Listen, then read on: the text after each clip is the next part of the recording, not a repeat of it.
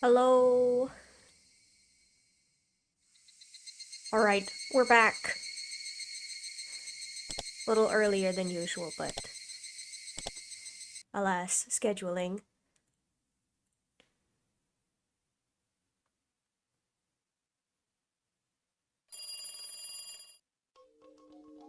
I should apologize, Rena. I don't think I believed you. I'm really sorry about that. It's okay, Oh gosh, my Rena voice. Oh no. It's okay, Keiichi-kun. I'm just glad we didn't get caught. Who are they? Are they pawns of those religious fanatics who are trying to revive the cult of Oyashiro-sama? I think they don't realize that they're pawns, but I'm sure the masterminds are using them as such. They must be the ones who've been pulling the strings behind the scenes, ever since the dam conflict. I heard that people working for the Sonozaki family did something similar during the dam conflict itself. Yes, everyone knows that. Oishi-san told me that there was a kidnapping incident during the dam conflict. The case hasn't been disclosed to the public, but anyway, someone kidnapped the grandson of the Minister of Construction and coerced the minister into promising to put a halt to the dam construction. The grandson of the minister was kidnapped? Hey, I've never heard about that before. The minister submitted to their demands and they made a deal behind the scenes. That's why the incident never went public. Oishi-san only knows about it because he was in charge of the case. Okay. And? According to Oishi-san, between kidnapping the minister's grandson and blackmailing him, their tactics were frighteningly advanced. The police knew that the Sonozaki family gave orders to the kidnappers, but the case still remains unsolved. At that time, the head of the Sonozaki family, Oryo, had announced a plan to fight against the dam project by force. She even formed a special attack corps using the Yakuza group that's under the Sonozaki family's command. She was very serious about this plan to put the Ministry of Construction down by brute force if she couldn't stop the construction. Everybody knows that the Sonozaki family had tried to stop the dam project even if it meant breaking the law. So I wasn't surprised to hear that she had a dangerous plan like that. Actually, I wouldn't be surprised if it was Mion who came up with the idea. The plan sounded just like her. In the end, the plan ended up as nothing more than that. But the Special Attack Corps did actually undergo training, and very high-level training at that. Oishi had uncovered the information right after the dam conflict ended. At the time, Oryo even said that if the village was going to be submerged, all members of the Onigafuchi Guardians would choose to stay in their houses and drown. So because Oryo was behind those things, I couldn't just laugh off the idea of an armed assault on the Ministry of Construction. According to the information Oishi seized, she planned a suicide mission as a last resort when the dam conflict started to heat up, in case their resistance wasn't successful. She had actually obtained weapons and put people through training for the sake of that plan. The Special Attack Corps were flown to America, having received a huge amount of money from Oryo for the operation. In the southern desert of the United States, some retired military soldiers gave them highly professional training. While the plan was never carried out, the Special Attack Corps became a death squad under the direct control of Oryo after they came back from America. They were involved in many unsolved terrorist incidents, and they succeeded in kidnapping the grandson of the minister as well. It sounds like it's from a movie or something. Do you remember how Mi-chan said that she could do anything, from flying helicopters to using wireless radios? It's actually all true. It seems like Mi-chan joined in their training. So that was all true? Well, let's put that aside for now. Anyway, you have to at least believe that the death squad actually exists in Hinamizawa, and they're capable of kidnapping the grandson of a government minister. I didn't take a close look at the 4 men in the white van today, but thinking about it, they did look professional in a way. They were pretending to just be taking a break, but I could tell they were tense the whole time. So, are they really trying to kill you? I don't think so. If they really wanted to kill me, I'd be dead already. So, what do they want? Are they after Takano-san's scrapbooks?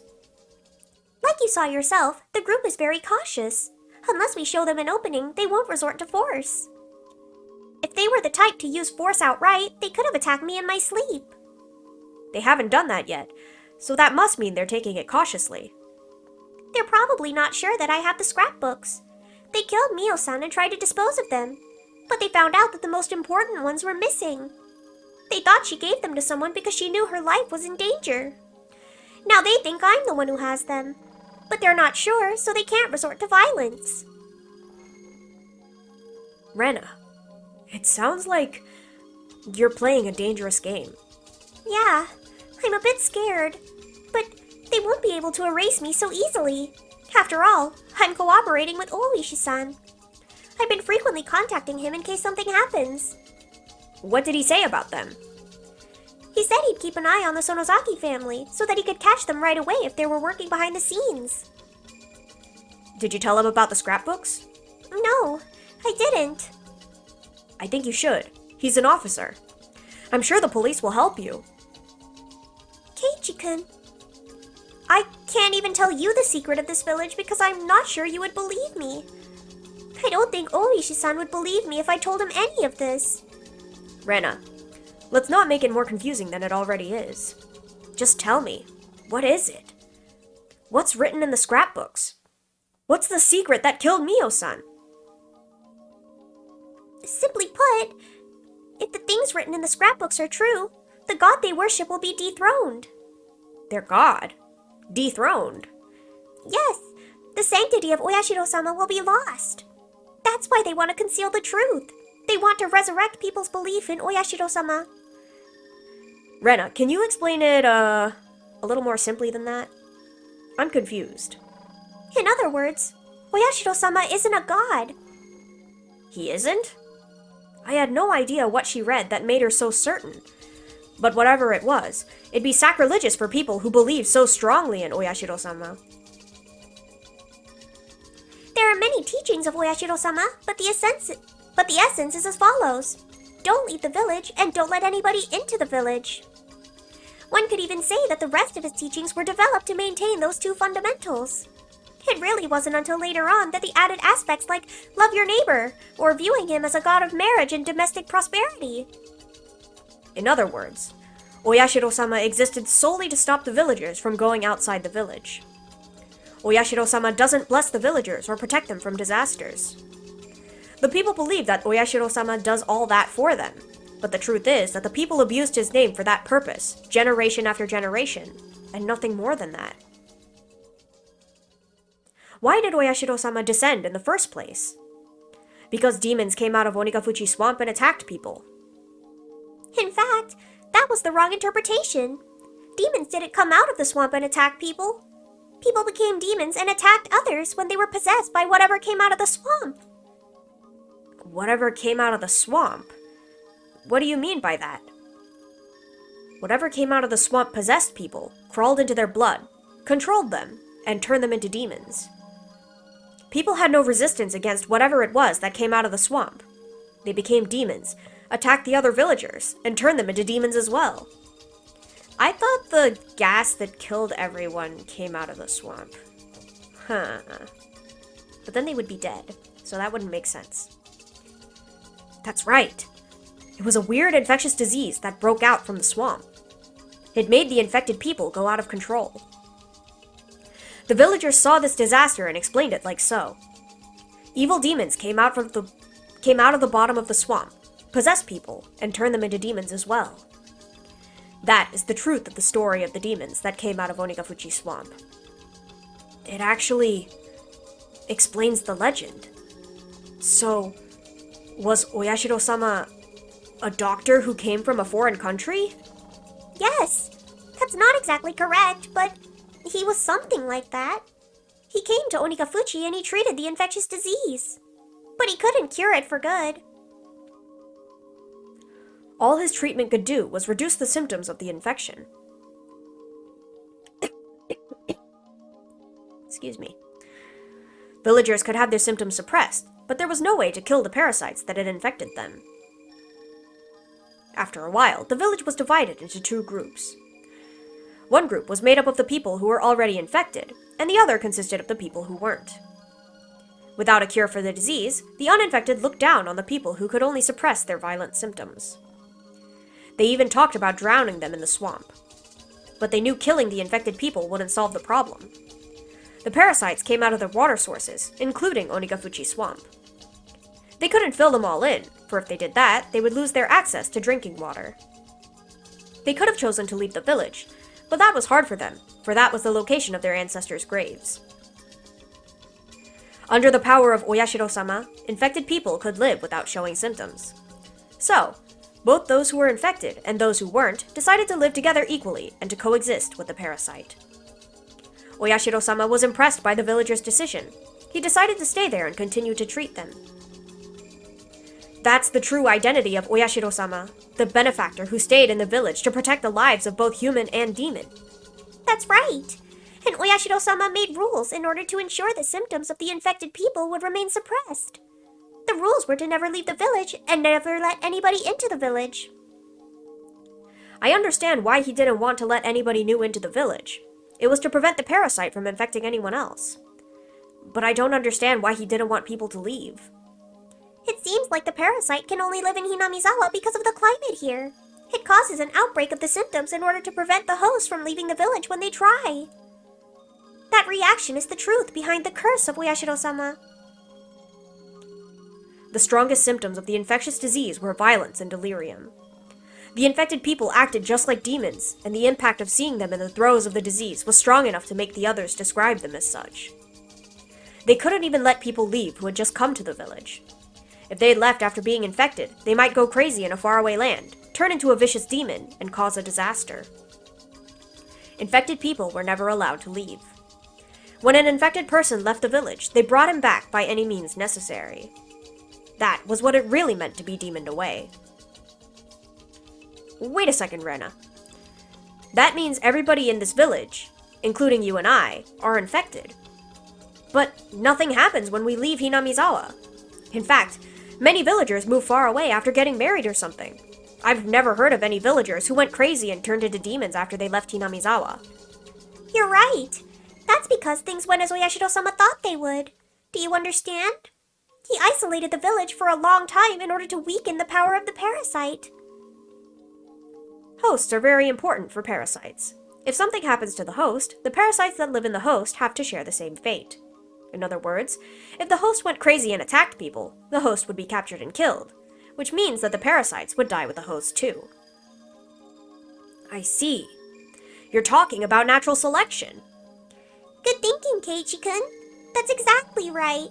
As a result of living in this village under such strict rules for a long time, people who were hypersensitive to the parasite went crazy and got killed. The strong parasites that made the infected people go crazy were also killed off due to the host's violent behaviors. As a result, only the parasites that acted nice to people lived on. And that's the explanation behind the mix of human and demon blood that's written in the legend of Oyashiro-sama.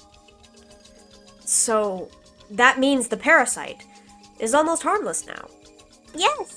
According to Mion-san's scrapbooks, there are actually many people who are infected by harmless parasites. It depends on the local food culture. For example, about 80% of the people who live in a country where meat is a staple food are infected by parasites. But because the parasites coexist with humans without doing any harm to them, nobody notices them, treats them, or tries to get rid of them. I see. In olden times, Watanagashi was called Harawata-nagashi, Harawata meaning guts. It said the people back then used to eat the guts of infected people who went crazy. It sounds awful, but it was something they had to do. Eating the infected people? Are you talking about a vaccine? You're very smart, Keiichi-kun. Mion-san also interpreted it just like you did. In the legend, it says people cut open and ate the infected ones alive, but it actually wasn't anything gross like that. They did it in a scientific way. Scientific or not, you're still cannibalizing. That's nasty. They created a vaccine from the infected people who died from the extremely strong parasites, and that helped the uninfected villagers boost their immune system. Who was Oyashiro-sama? A scientist? He must have been from a very advanced country. Was he German? Is the true identity of Oyashiro-sama a foreign doctor who survived a shipwreck? I think that'd be the most likely answer. He wasn't German, but he was a doctor of some sort. It's kind of interesting to reveal the truth behind old legends. I don't think that Rena's story is too crazy to be true anymore. It still sounds crazy, of course, but I've never heard any theories that explain the legend of this village better than this one. I'm infected by the parasite too, right? I feel itchy all over now. A person is like a universe. We have countless numbers of bacteria in our bodies. Some of those bacteria are essential to us staying alive. Oh, like bacteria in yogurt, right? I see. This is also what Mion-san wrote in her scrapbooks. You know termites, right? They eat wood, but they actually can't digest it themselves. They have unique bacteria that decomposes the wood fibers. As a result, termites can absorb what they eat. That's just one example of a species coexisting with parasites. I didn't know that. When I hear the word parasites, I feel creeped out almost instinctively. But now I know some of them aren't so bad to us. So, the weird infectious disease that broke out from Onikafuchi Swamp has been exterminated by now. Well, I shouldn't say exterminated. I should say it's harmless now. I thought it was a crazy story at first. But now I feel like I just saw the trick behind some crazy kind of magic. It's interesting. It is to us. But for the cult of Oyashiro-sama, this must be a very annoying theory. Of course. If Takano-san's theory is correct, Oyashiro-sama isn't a god. And the punishment by that god, namely, the curse of Oyashiro-sama, that people have been so afraid of, will turn out to have just been the symptoms of an infectious disease. I see. That's what dethroning God would mean. So, if the pathogen of this infectious disease was identified and announced to the public, the power of Oyashiro-sama would be completely lost. That's right. That's what they're afraid of. Mion-san was going to identify the pathogen, and for that she was killed. So, that must mean she identified it. Maybe she did, but she's gone, and she didn't say anything about that in her scrapbooks. That's the only reason I could think of, though. But it's the end of the 20th century. I'm sure the villagers have been examined by a lot of different medical institutions by now, right? I've never heard about anyone discovering a weird parasite like that. I know. It's true that the pathogen hasn't been found yet. But in fact, there is evidence that there is some kind of parasite involved. What? Really? When a parasite enters a human body, the body's immune system cells, eosinophils and macrophages, try to kill the parasite. I do not know biology terms, so, They secrete an antibody called immunoglobulin E, IgE. The most common way of checking if a person is infected by a pathogen is to look at the levels of the secretion. According to Takano's research, people from Hinamizawa have a very high level of IgE in their blood. That's not all. They also have obvious symptoms of being infected by parasites. They don't have any allergies. IgE stimulates mast cells, and they secrete histamines and serotonin as a result. These cause an allergic reaction. That allergic reaction isn't pleasant for humans, but it's necessary for the body to kill the pathogen.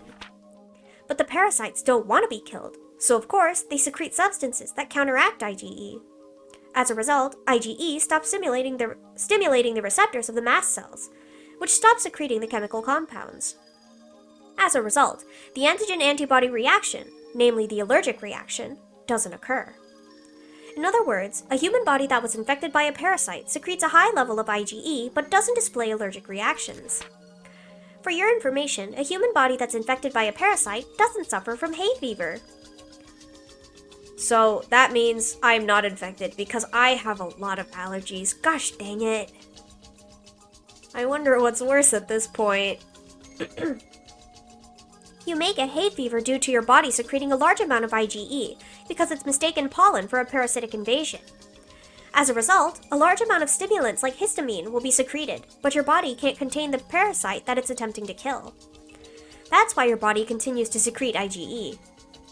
As a result, the stimulants keep causing allergic reactions. That's how hay fever works. If you have a parasite in your body, it'll deactivate your IgE and suppress the secretion of stimulants.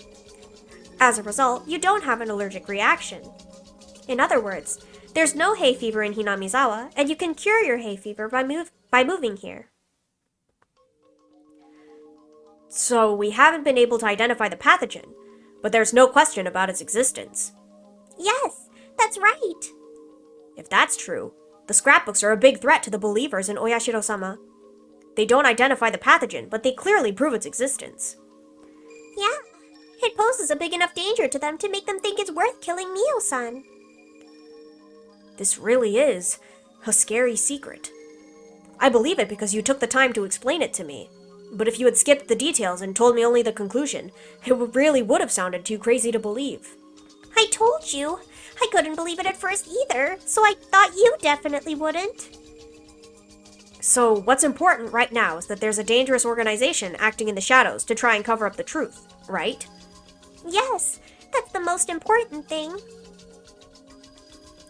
The fanatics who want to revive the sanctity of the god they worship. Reviving the majesty of their god means reviving the power of that god. And the power of their god is the infectious disease. This infectious disease can't spread nationwide, unlike other infectious diseases. So from now on, I'm going to start calling it an endemic disease. That fits better since it only affects this region. Anyway, the endemic disease of current-day Hinamizawa is different from the one of old times. It's been through a process of natural selection, and it's harmless now. In other words, it doesn't do any harm to human bodies. That harm was once interpreted as a curse. A curse is the power of a god, so a harmless endemic disease means that the god is powerless. That means the only way to regain the majesty of that god is to revive the curse. In other words, they want to bring back the primitive endemic disease, namely the harmful, strong version of the parasite. Wait a second. These fanatics want to deny the fact that their god was actually a parasite. But if you're saying that they're researching the parasite, that's contradictory, isn't it? I thought the god was the doctor. Huh? I know it is. I think that this research is a secret that only the head of the fanatics is aware of. From the outside, they look like they're praising their god, but they actually understand its true identity, and they're trying to revive its supernatural power with their own hands. I get it now. Oh my god, this is getting crazier and crazier. It didn't say in the scrapbooks, but I'm suspicious of the clinic the manager owns. The EDA clinic? Why? The facility is too big and fancy for Hinamizawa. Mion-san was working there. The manager might be a bacteriologist the Sonozaki family recruited. It can't be. I think Mion-san was murdered because she knew too much. The reason why the manager hasn't been murdered yet is because he's working for the fanatics in the first place. And he's researching the primitive form of the endemic disease. It's hard to believe that the coach we know is capable of doing things like that. I'm sorry. He might be totally irrelevant. It's just a wild guess. But someone is doing the research somewhere, that much is certain. And after 5 years, the research has finally been completed. The first case was the dismemberment murder by the dam construction workers. Their quarrel had turned into a lynching. They might have had the primitive infectious disease, and the symptoms, the aggression and delirium, might have kicked in. The victims of the second year were Satoko's parents. There were no witnesses, so the whole event is veiled in mystery, but there's a theory that someone might have pushed them over the cliff, since the fence of the observation deck that they fell from was quite sturdy. What if one of them was infected by the primitive parasite? He or she might have become violent and pushed the other over the cliff. The Shinto priest died from a disease, and his wife drowned herself in the third year. He might have died of shock because of a hypersensitive reaction to the infection. His wife might have gone crazy and committed suicide when one of the symptoms, delirium, kicked in. In the fourth year, Satoshi Hojo's aunt was beaten to death, probably by Satoshi himself. Everybody who knew Satoshi-kun remembers how he changed at the time. He showed signs of being both aggressive and delirious. In the fifth year, for the first time in 5 years, the victim experienced the maggot disease described in the old scroll of the Furude Shrine. The reason behind that is unclear, but the stronger primitive parasite could have given its victims a delusion of maggots. This means that they finally managed to duplicate the curse of Oyashiro-sama after 5 years of research. Tomitake-san is the victim of the 5th year. He died in an extremely abnormal way, and I'm the only one who understands his death because I experienced the same thing. He kept clawing at his throat to get rid of the maggots and died as a result. With all that explained, I finally understood the maggot disease I experienced in Ibaraki. I left Hinamizawa, and it made the parasite in me uncomfortable. As a result, it tried to resist, even though it wasn't very strong, and it tried to make me homesick. But with my parents' divorce, I grew mentally unbalanced and I completely lost the power to resist for a period of time. The parasite was weak and harmless, but my mental instability allowed it to worsen my symptoms dramatically. As a result, I went crazy and became violent. The delusion of Oyashiro-sama appearing to me in the bathroom was probably the terminal phase of my delirium. I created the supernatural existence, Oyashiro-sama, and I was instilled with when I was little. Then I persuaded myself to go back to Hinamizawa based on that delusion. Some of the transcendents of Onikafuchi must have had the same kind of experience. They must have passed their experiences down as the acts of a god.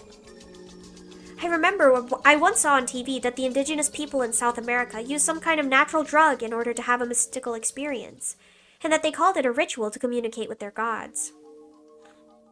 So, what the fanatics are trying to do is to spread the primitive parasites throughout Hinamizawa. I think that's their goal, but I don't think they'll do it without letting people know about it. Religions need ceremonies, so if they created what they wanted to create and if they decided to spread it, I think they'd name it the Day of Oyashiro-sama's Revival or something, and they'd perform some kind of ceremony. It would be in celebration of the revival of Oyashiro-sama. That's a bad thing, isn't it? I think you could say that, because they're trying to spread a very dangerous pathogen. Hey, isn't that bioterrorism? Jeez, this is very bad.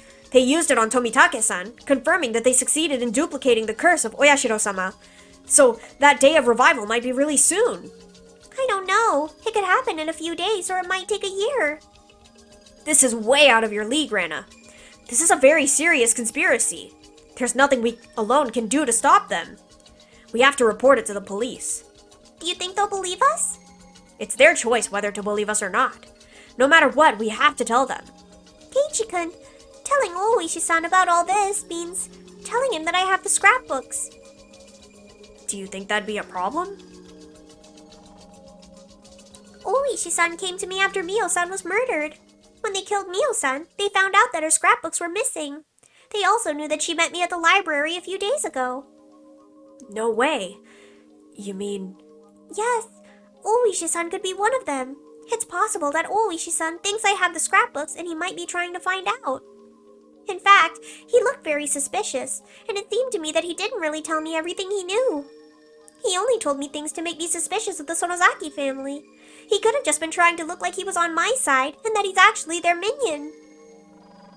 But the police are our only hope. Keiichi-kun, you know about the case of the 4th year, don't you? Satoko-chan's aunt was murdered.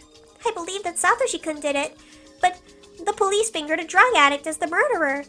What do you think about that?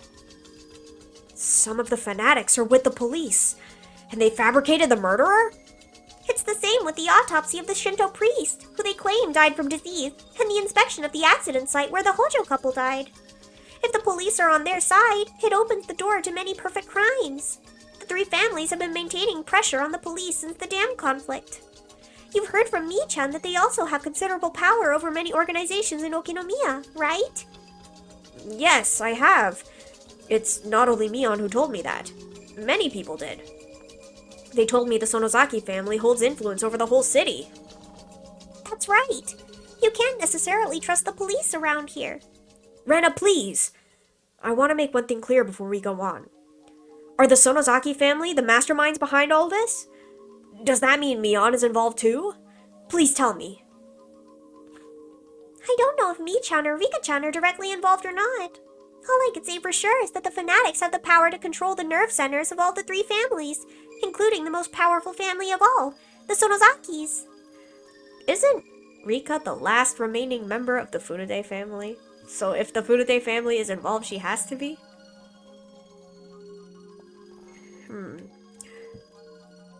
I'm not sure if the fanatics are controlling the 3 families, or if the 3 families are the fanatics themselves. As long as we're not sure about their involvement, it's better for us to be extra careful around them. Is that what you're saying? Yes. I'm not saying that I don't trust Mii-chan. She's usually very reliable, and I'd ask her for help with any problem. But not this one. This one is a little different. I don't know if you've seen it before, but a Although Michan jokes around when she's with us, she can be a very cold person when she's acting as the successor of the Sonozaki family. Plus, even if she wasn't involved, we would put her in danger if we told her about this. If she was on our side, that'd be really encouraging. I think we should tell her. No, we shouldn't. We shouldn't tell her until we confirm that she's not one of them. Sure, it'd be great if we could pull her to our side, but what if we couldn't? So, how are we going to fight against them? Well, this is a battle we don't stand a chance of winning to begin with. That's why I didn't want to get you involved. Dang it! Takano-san left us a big parting gift, didn't she? But because of that, we know about the conspiracy. I believe this is her will. 2 kids challenging the mastermind who controls the village. This is gonna be tough. Ordinary methods won't work. But, Keiichi-kun, I'm glad to have you on my side. We could talk about it and plan things together. Of course. I've always been on your side, and I'm your friend. I know. Thank you. You're very reassuring. 2 heads are better than 1. Yeah, I agree. We could come up with a plan for how we're going to fight against them together. I skipped school today because I wanted some time to read the scrapbooks again. But I'm going to school again tomorrow, and I'm going to act normal. They might sense something is wrong with me if I act different. You should do the same, Keiichi-kun. Please be careful with Michan. She's sometimes very perceptive. Okay, I'll act normal as if I know nothing. But dang, I'm a bit scared. A huge conspiracy is right around the corner, and it might already be counting down to 0. It's hard to act normal knowing that. I don't think it's going to happen very soon. Like I said earlier, if they really are religious fanatics, they'll need a religious ceremony. They need the help of the whole village to hold something like that. I can't think of any event other than Watanagashi. So, you're saying that we have time at least until the next Watanagashi festival? I can't promise, but I just can't think of any event other than that. I think we have a year, at least. But I also feel like we don't, because of how they killed Mion-san. I might not know, but there might be a bigger religious event than Watanagashi. It might not be long until that day. On the day of Oyashiro-sama's revival, they're going to spread a dangerous parasite, and that day might be just around the corner.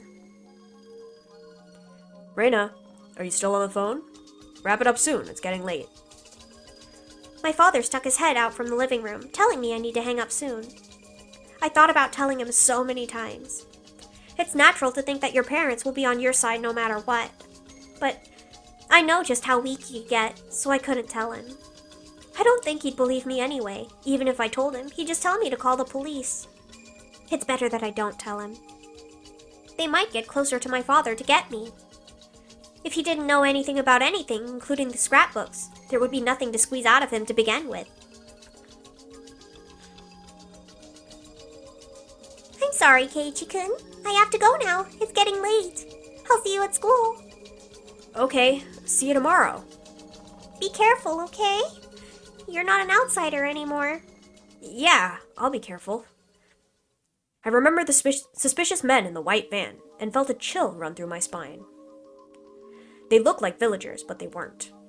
They had the village accent, but they were just pretending. The more I thought about it, the more suspicious they became. It let me know that Rena and I aren't safe. If Rena is right, they're just suspicious of her, and they're not sure if she has the scrapbooks or not. But it's still creepy. Rena had probably experienced the same creepiness I felt when I saw the van several times up until now. She must sense the danger more than I do. However, the fact that they weren't attacking, that they were merely observing us, was disturbing. Hi, Kimono. How are you? If they attacked her, she could have done something, like going to the police. But all they're doing is just watching her from a distance. She can't do anything about it. She can't talk to anybody about it. She probably just wants to stay in her house all day. But if she acted different, they might take it as proof that she has the scrapbooks. We have to think about how to fight against them, without making it obvious. I told myself that there was no going back, and I put the phone down.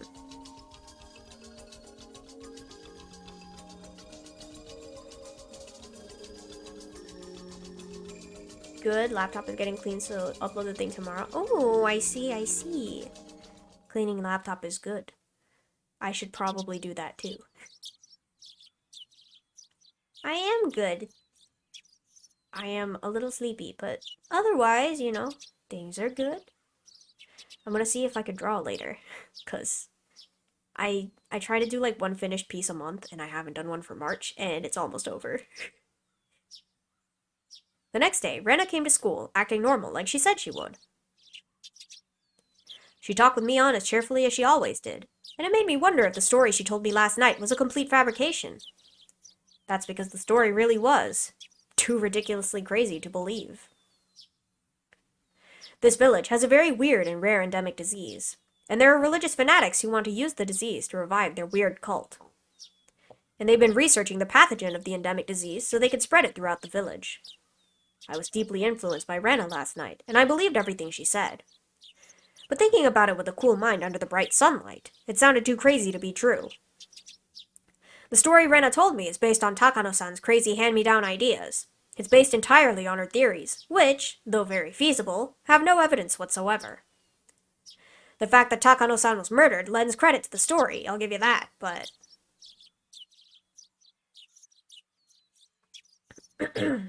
I looked at Mion. She was fooling around with Rena. It's hard to believe that she's involved with some crazy conspiracy. Hey, are you listening, Keiichi? What? Oh, I'm sorry. I wasn't paying attention. Wake up, sleepyhead. You need to get enough sleep or your brain stops working. Mion made fun of me for reacting too slowly. It's almost impossible not to trust this bubbly, cheerful girl. I trust Mion. I trust my friends. I know she'd never have a hand in a crazy conspiracy like that. If she knew about it, she wouldn't be able to act this cheerfully. Rena told me not to tell Mion because she might be one of them. But it might be worth telling her without letting Rena know. Keiichi, no! Why would you do that? Of course, there's at least a 1% chance that this conspiracy is true, and that Mion is one of them. If so, I'd be doomed. But if I had to choose between believing in the crazy conspiracy theory and trusting my friends, my answer would be obvious. I know that my friend Mion isn't a part of any conspiracy. She'd never be involved with something like that. Even if the conspiracy exists, I'm sure Mion will be on our side. So, whether or not it's true, it must be worth telling Mion about it. This guy. What's going on, Keiichi? Why did you call me out here? You told me not to tell anybody. You're not going to extort money from me, are you? That's the first thing you think of when you're called out to the gymnasium storeroom? Oh, I know. You want to give me a love letter, don't you? People usually use the shoe locker for that, you know. We don't really do that in the city. A lot of guys hand over their love letters in person. Really? So, wait, you're, Are you kidding me? That's not why I called you here. I have to talk to you about something very important. I want you to listen without making fun of me. What is it? Do you know that there are people who want to revive the cult of Oyashiro-sama? Huh? What? What are you talking about? And this, of course, was just my way of getting a feel for the situation. I wanted to see how she was going to react by getting straight to the point. But Mion really did look puzzled. People wouldn't normally react like this if someone pointed out their secrets out of the blue. They always panic, if only just a little. Either Mion was a brilliant actress, or she really didn't have anything to do with the idea of reviving Oyashiro-sama. I decided to tell her everything. Mion, your family, the Sonozaki family, has a lot of influence in this region, including Hinamizawa, right? Do you think there's a possibility that they're working to revive the cult of Oyashiro-sama behind the scenes? Revive? Why? Well, you know, people today don't worship Oyashiro-sama like the people in the old days did. So, people like fundamentalists might be trying to make people worship Oyashiro-sama in the same way as the people of Onigafuchi. What? Wait a second. I have no idea what you're talking about. I don't trust her. I don't trust that face. I don't know, something about it screams sus to me. Are you sure? You really have no idea what I'm talking about? Of course I don't. It sounds like one of those popular novels that sold 5 million copies over in America. Mion's reaction was very natural. It seemed impossible that she was pretending she didn't know anything about it. But regardless, I continued. Well, there are people like that in this village for real. Do you know anything about them? You're saying that those people want to make us worship Oyashiro-sama like the people of Onigafuchi did? What good would that do? You know, I think it means a lot of people who really believe. But think about it, Kei-chan. Who'd be happy to live under those strict ancient rules? In this day and age, it's almost impossible to live without leaving the village. But for example, think about Rika-chan. All the old people say she's a reincarnation of Oyashiro-sama, right? Those people might be religious fanatics and... Are you talking about old man Kimiyoshi? Well, I know he's a deeply religious man for sure, but he isn't a fanatic.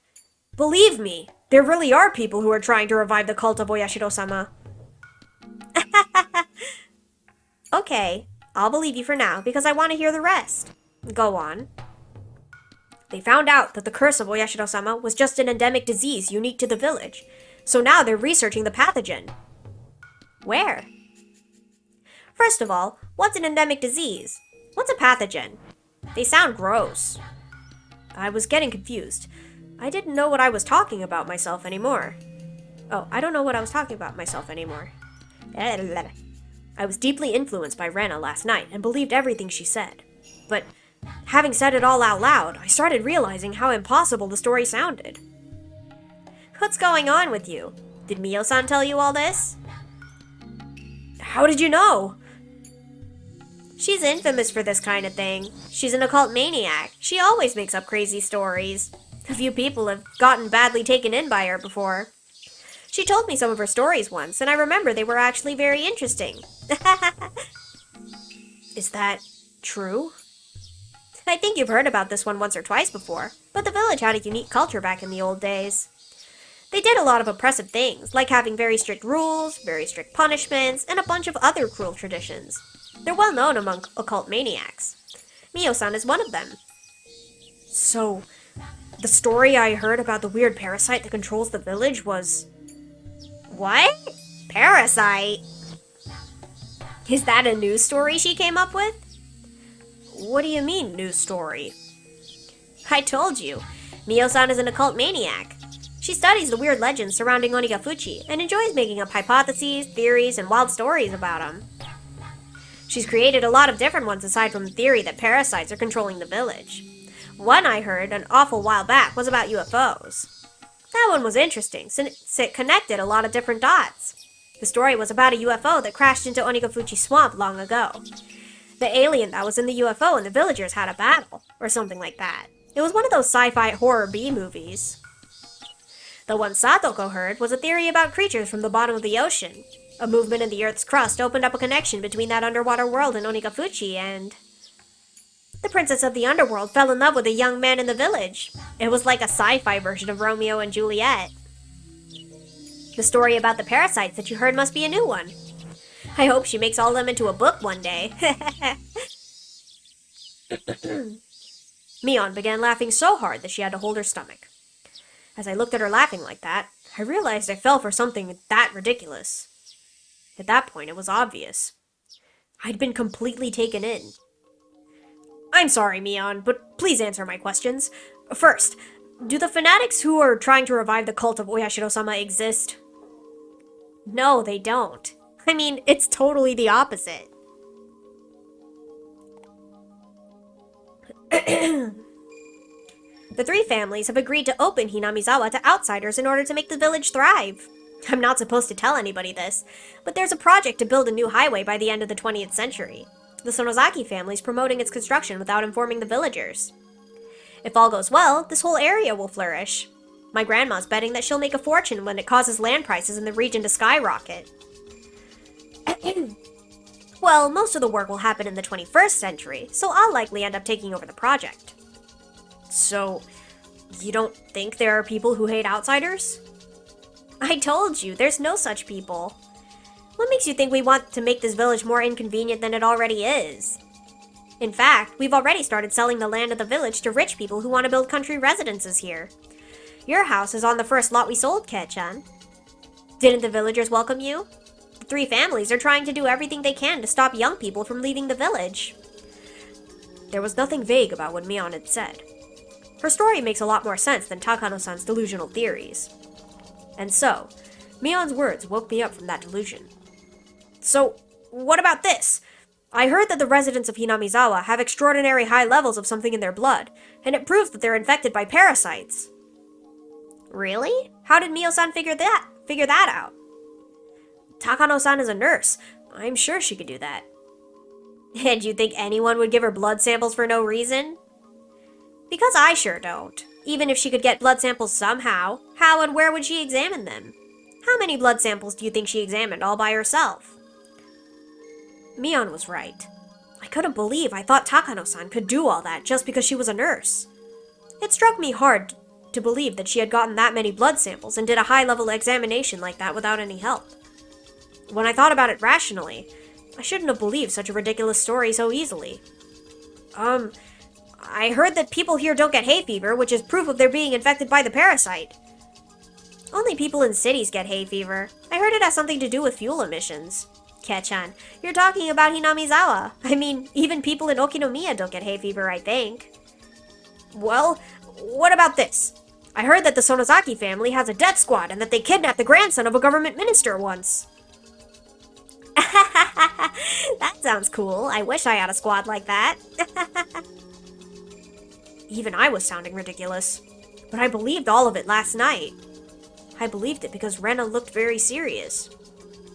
It's true that the grandson of a minister was found in Takatsudo. We didn't do it.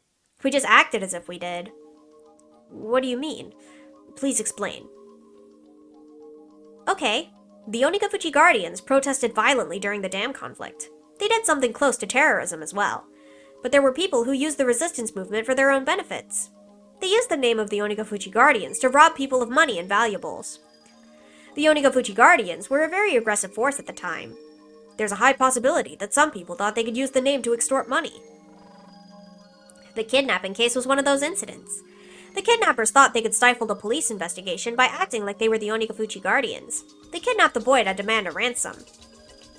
To tell you the truth, the members of the Onigafuchi Guardians were all very surprised.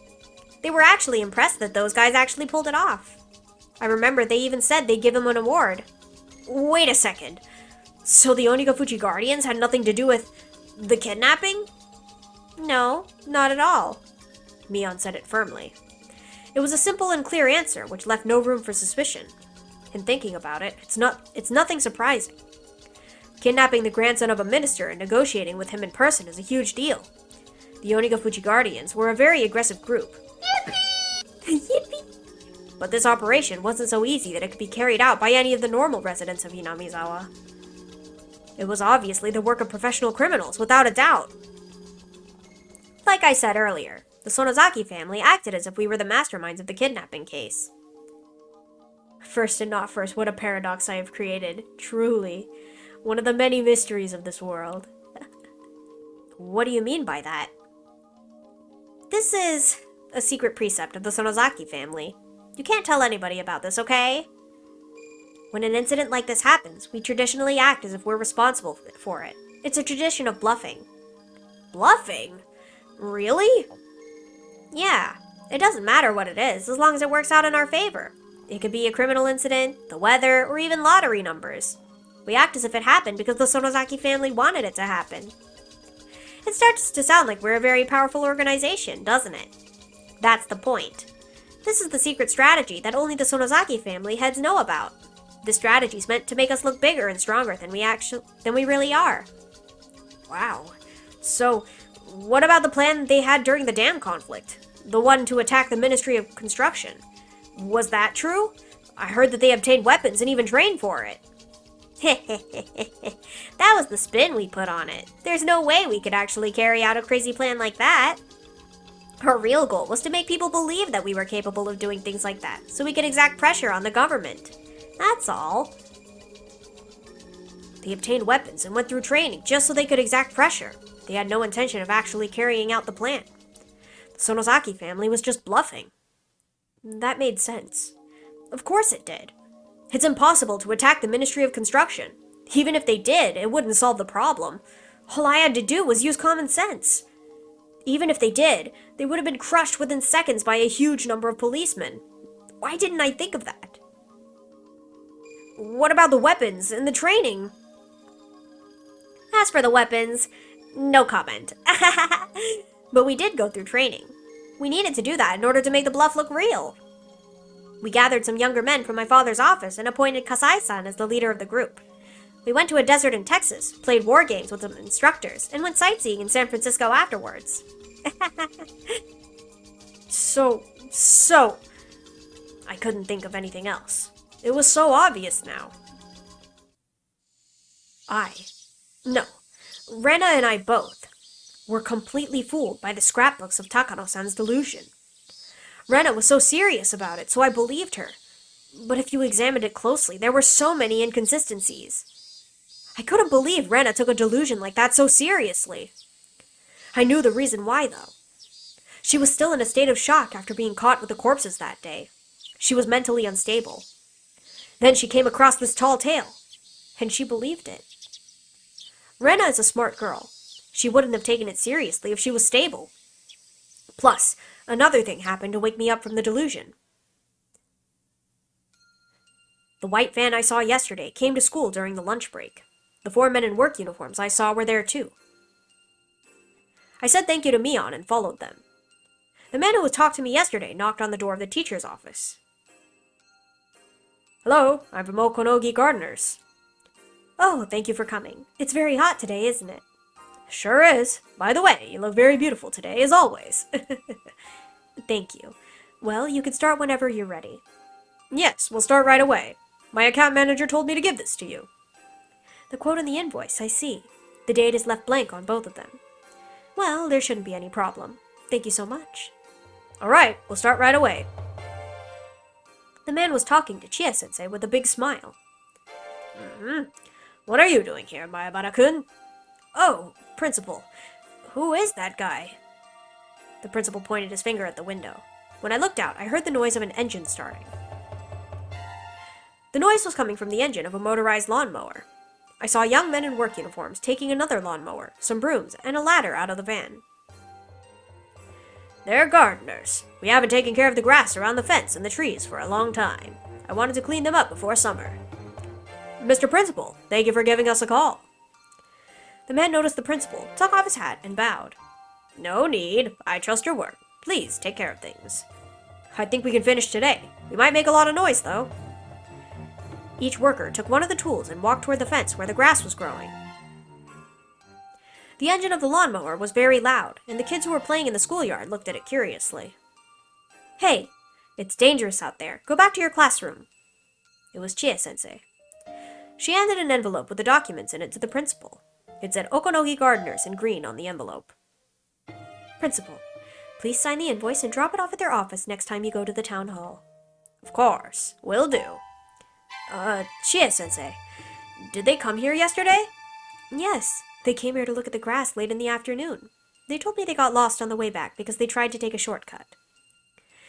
This village has a lot of small roads branching off everywhere, and they can be very confusing. I remember when I first came here. Chie-sensei started talking about when she got lost and they laughed together. Oh, that was Chie, my bad. There was never anything suspicious to begin with. I thought they were suspicious yesterday because of what Rena had told me.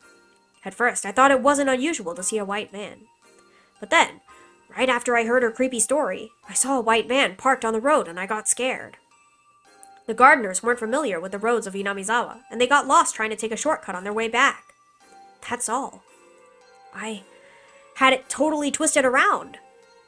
I believed that fake-sounding story. I believed that the Sonozaki family was working behind the scenes, and I fabricated the existence of a group of fanatical believers in my mind. Worse, I doubted Mion. Dang it! I'm such a fool. She's my friend. We took each other's hands that day, saying that we were a family made of friends, and that friends were friends no matter what. I said that, but then I doubted my friend. I'm so stupid. Anyway, Rena was the problem. She also needed to wake up from this crazy delusion. I had to hurry and wake her up. Rena seemed like she had no mind to listen to anyone else. She truly believes that the Sonozaki family are the masterminds of a large-scale conspiracy. I remembered the plate number of the white van, and I also remembered their faces. Without a doubt, this was one of the vans that have been following me. So far, I've confirmed that 3 or 4 cars have been following me. I could especially recall this white van because it followed me around the longest of all. The people who are in the other cars must be the lookouts, and the ones in this van must be tasked with direct contact, like kidnapping or assassination. The lookouts secure the surroundings, and the ones in the van attack the target. That's a common maneuver involved in both kidnapping and assassination. The scrapbook said that too. If so, I'd better watch out because it was them, not the lookouts, who came to the school premises. I don't think they'll attack me while I'm in school. They're in the early stage of their covert operation now, hiding their fangs and claws until the last stage of their horrifying scheme. That's why they won't take action in the school where people are watching. But it looked like they were talking with Chie-sensei in a very friendly way. I could only hear bits and pieces of their conversation, but it sounded very suspicious. I tried to remember the chatter and the movements of their mouths, and I played my memory of it like a videotape in my mind. Hello. Oh, thank you for coming. It's very hot today, isn't it? Sure is. Today? Thank you. Well, you can start whenever you're ready. Yes, we'll start right away. My account manager told me to give this to you. I see. Is left blank on. Well, there shouldn't be any problem. Thank you so much. All right, I used the information I had to guess what was going on. I played the video again and again in my mind, and I also paused it and played it in slow motion again to check many times. Then, something unbelievably horrifying started to emerge. There's no doubt that they're acquainted with Chie-sensei, but I've never seen them visit the school before, so it's hard to believe that Chie-sensei is their contact. There's no doubt that they're the death squad under the direct control of the Sonozaki family. They have the local accent, which proves that they were chosen from the Sonozaki corpse. Sonozaki corpse. The death squad was talking with Chie-sensei. They know each other. What's their relationship? Who is Chie-sensei anyway? During the dam conflict, Hinamizawa School was closed and it was merged with the one in Okinomiya. But the Onigafuchi Guardians didn't accept that, and they made a part of the Forestry Service building into a school. But needless to say, the school they made didn't have a teacher. So it was only going to be a token form of resistance. But a teacher who had a strong passion for education felt sorry for the children, and she came to work there. That was Rumiko Chie-sensei. It was obviously strange. Teachers are government employees, and they normally belong to their prefectures. As long as they lie low and don't cause trouble, they don't get fired and they don't get demoted. They can work up until the official retirement age, and they're guaranteed to get a fixed retirement fund. She was one of those government employees, but she defied the Board of Education and came to work for Hinamizawa. The villagers admire her as a teacher of passion. I heard that Oryo Sonozaki herself successfully negotiated with the Board of Education that suspended Chie-sensei for defying their orders. It was easy to get an answer from this by connecting the dots.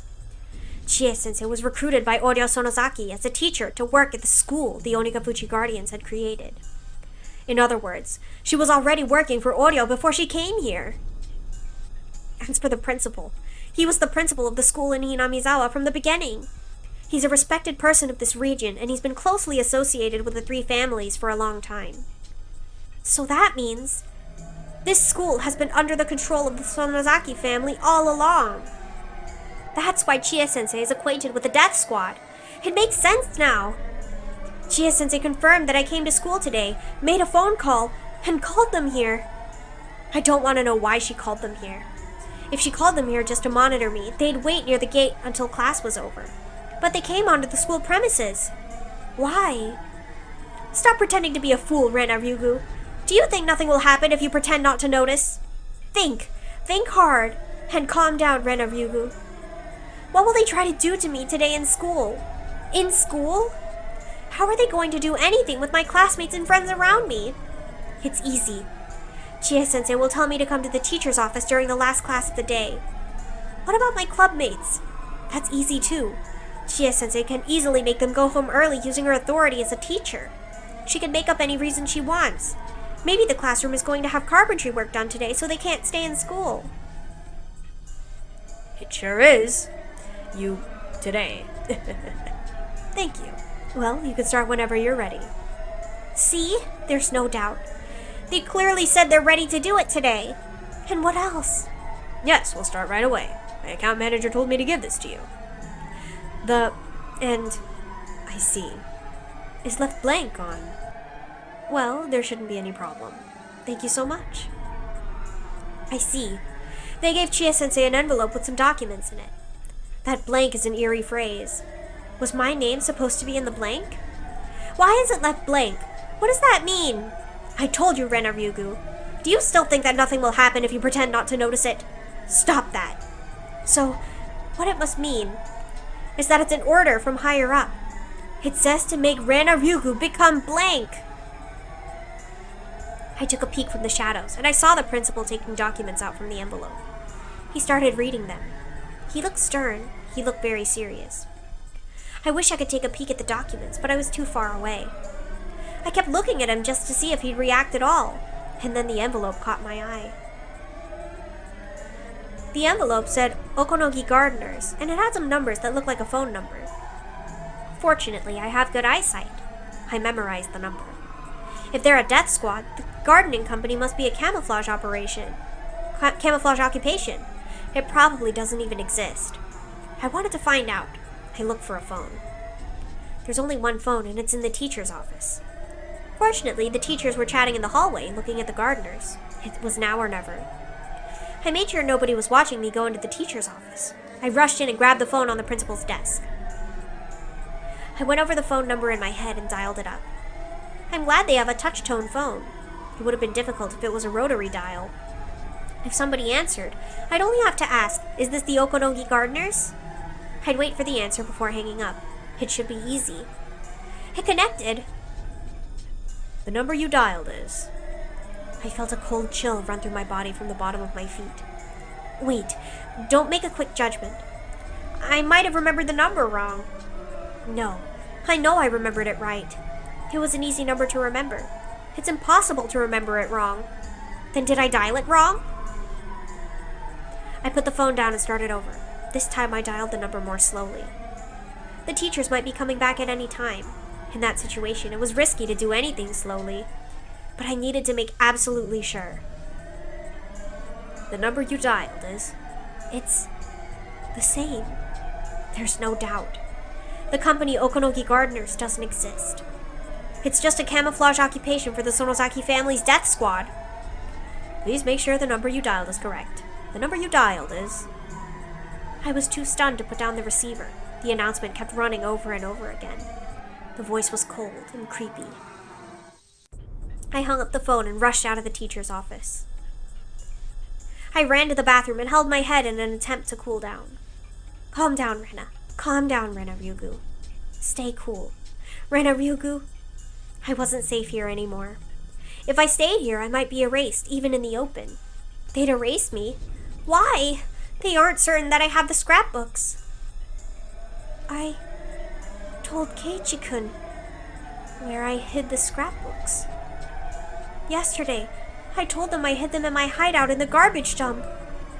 Is Keiichi-kun in cahoots with the Sonozaki family? I felt as if my head was a pot that was cooking some dubious stew. There was only soup in my brain. I cut up clues, information, and facts, just like I'd cut up vegetables and threw them into the pot. Some of them were floating on the surface, and others were on the bottom of the pot. They were being cooked in a boiling soup. No, it can't be. Keiichi-kun is on my side. He's the only one who's on my side. He held out his hand to me at the trash piles. There was no lie in that hand. When he grabbed my wrist, I felt nothing but his strong and pure heart. He promised me he'd be on my side. I shouldn't doubt Keiichi-kun. He's the only one I should trust. He's the only one who's on my side right now. I'm sorry. I'm sorry, Keiichi-kun. I was about to doubt you. I'm really sorry. I'm so sorry. I said it out loud on purpose, full of regret that I doubted Keiichi-kun, the only one who's on my side. Now that I think about it, whether I had the scrapbooks or not might not matter to them. Erase anyone who's suspicious. That's the safest way. Does that mean they're in a hurry? The day of Oyashiro-sama's revival might be just around the corner. And that's why they're trying to get rid of any small fish bones that are stuck in the throat by any means before it's too late. We don't need her anymore. Just erase her if you're worried so much. I could easily picture Oryo Sonozaki saying that.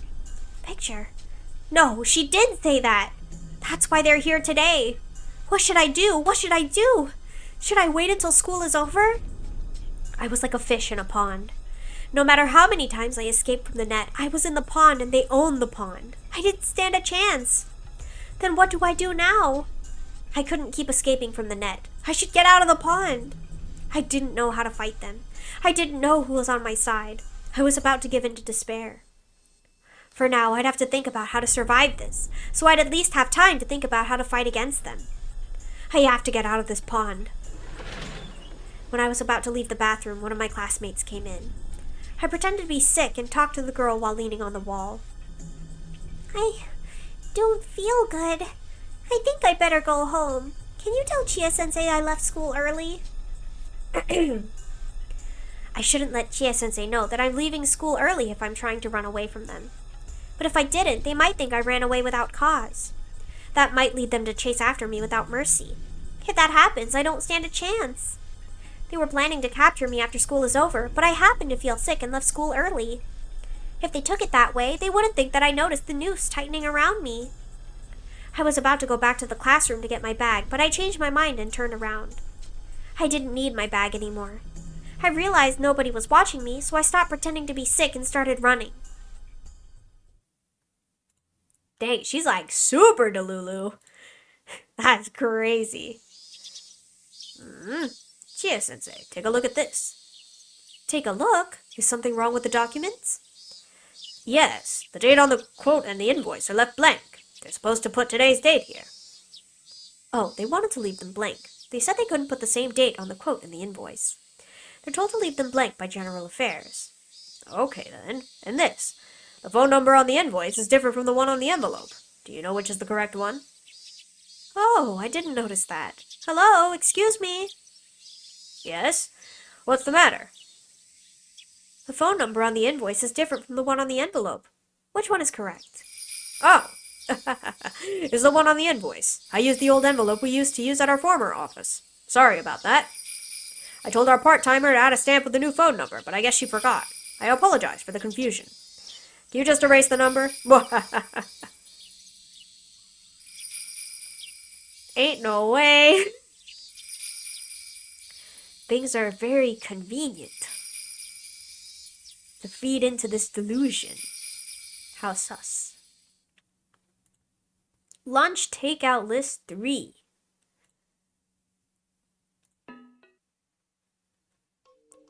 The danger of a culture-bound syndrome lies in the fact that it can easily trigger delusional misidentification syndrome. That is to say, in the current case, every time the patient sees something trivial, she tries to interpret it as a curse. And it's believed that, as a result of the accumulation of these events in an understandable form, a delusion system is created. A delusional system, ultimately leading to paranoia. Furthermore, the patient is also exhibiting slight signs of a personality disorder. Of course, it's at a very mild level, and it's not causing any hindrance whatsoever to the patient's daily life. It's common for even healthy individuals to have primary delusions in their daily lives, but they usually ignore it automatically without recognition, since those delusions are nonsensical. However, there are cases where these delusions accumulate despite being incomprehensible. It largely depends on the particular characteristics of the individual, and is believed that the patient shows relatively strong characteristics in this area. I believe you're very much aware that primary delusions are categorized into three different kinds. Delusional mood is the feeling of impending crisis without basis. Delusional intuition is the feeling of a sense of duty or goal without basis. Delusional perception is the feeling of a baseless cause against a baseless target. In the patient's case, it's believed that these incomprehensible delusions accumulated, acting out simultaneously with the culture-bound syndrome, which triggered a delusional misidentification syndrome, and ultimately caused the incomprehensible delusions to become understandable by interpreting them as a curse. The comprehensible delusional system induces understandably secondary delusions, further strengthening the patient's delusional system with the passage of time. The delusional parasitosis, mentioned earlier, can be considered a secondary delusion. A common factor of all cases of paranoia is that even after an outbreak, they still appear perfectly normal with no change in their personalities. the patients are unaware of their own ailments, and due to their personal interpretations of the delusional system, there are many cases where patients arm themselves logically, making it extremely difficult for a third party to point out that they're having a delusion. Furthermore, although it may depend on the tendency of the delusions, there are also cases where a persecutory delusion turns into a pursuit delusion, or a conspiracy delusion, resulting in the patient creating an imaginary enemy and taking up antisocial behavior. For example, there are cases where believers of a religious cult were deeply influenced by the cult's founders' paranoid visions, which shifted the group into a conspiracy delusion, and that made them conduct antisocial behavior in the name of self-defense. Although no such cases have been reported in Japan yet, it could very well happen in the near future. Fortunately, the patient hasn't reached that serious condition as of now. With proper treatment, she should be able to make a full recovery. Please make sure that her father also understands that this is not an unusual case, but something caused by the accumulation of a number of innocent factors that anyone could have. The patient can be treated only by deepening her bond with her father. As long as she has that bond, she can certainly be treated. For the reasons above, if the patient is to return to her home village, I strongly recommend that the patient continue to receive guidance from specialized medical institutions. Please excuse me for writing such a long letter. Thank you for reading this until the very end. Aha! Well, obviously that didn't work out.